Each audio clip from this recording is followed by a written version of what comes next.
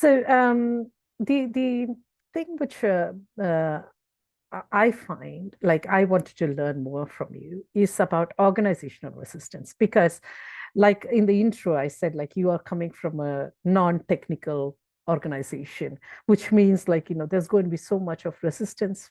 People are not used for even software development. Then how did you go about managing that? Yeah, that's a very good question. Thanks. So actually, our main projects uh, are so we're focused more on the production facilities, and um, usually people that are working there, not all of them know. So knew, I would say, 5 years ago, how to work with PCs or laptops well. So they just knew how to work with the software. And then someone comes to the production facility and tells something about AI. Yeah. And of course, they have a lot of resistance because they know that their current processes are not working very well. So it's the first thing. And the second thing, they're scared because they think that this thing uh, can just so they think they have a chance of being laid off. Yes, and there's a lot of human factor, and just what we had done in our case. So when we understood what use cases we'll be doing, so we took one production facility because we had one criteria about the economical benefits, but the human factor too. So we chose the friendliest production facility. Yeah. Yeah, with the most friendly, so Mm. the most friendliest director, yes, of this facility, and still, so there are technology personnel that were very resistant at first, but yeah, and we had a task to do an AI, so I would say copilot for technology personnel, yeah, to manage the technological process. So they had a lot of parameters to manage at the same time. So they are looking at 9 screens at the same point of Oh. time, and they have 2 eyes. So it's still hard to look for 9 screens with 2 eyes. And yeah, we've done a kind of system that monitors around, so I'd say more the 1,000 parameters in nearly real time. So on a nearly real time basis, and we've done a system that allows them to manage process more smoothly. So we're just not recommending something, but we're managing the process by ourselves, but we're doing it more safe. Yeah, Mm. so not big difference. So we're doing it more often, but with a smaller delta, yeah, in terms of managing parameters. So, and they can see what's going on and correct us if something goes wrong. Yeah, and what we did at first, we start with just recommendational system, just to see their feedback. Yeah, and the very important thing, we were a lot of time we were on production facility, just taking constant feedback from them and just trying to explain that this type of system is developed by human beings. Yeah. Yes, and that we are kind of similar to the technology personnel. So we were trying to explain how it works.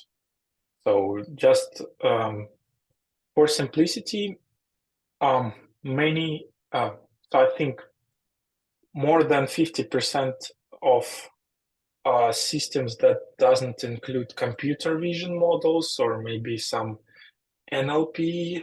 Yeah, so I'm talking about large language Mm. models or maybe some voice recognition are not about neural networks. Yeah, and if you're managing a production process, it's very important for models to be interpretable. Yeah, so I mean that production technologies, they want to understand why the model decided to do this kind of thing.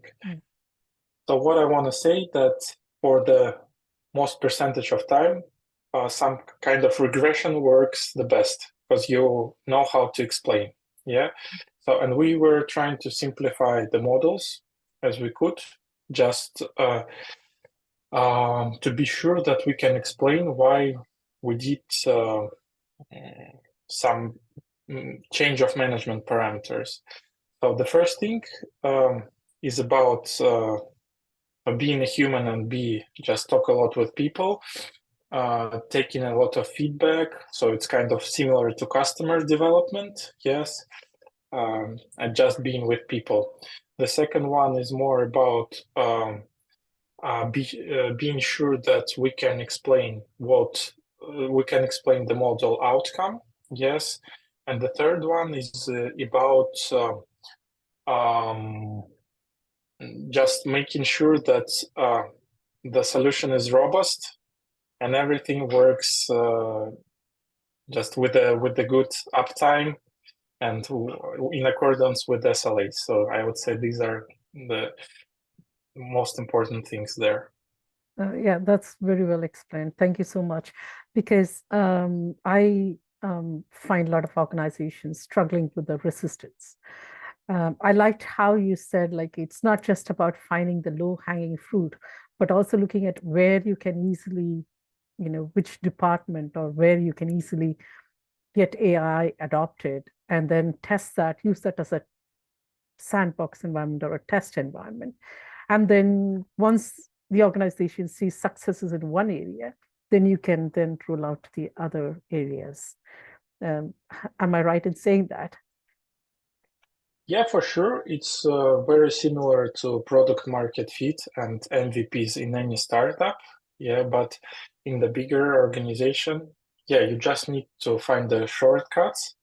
And to find it, when you are starting, it's better to find some people that work in a company for a long time.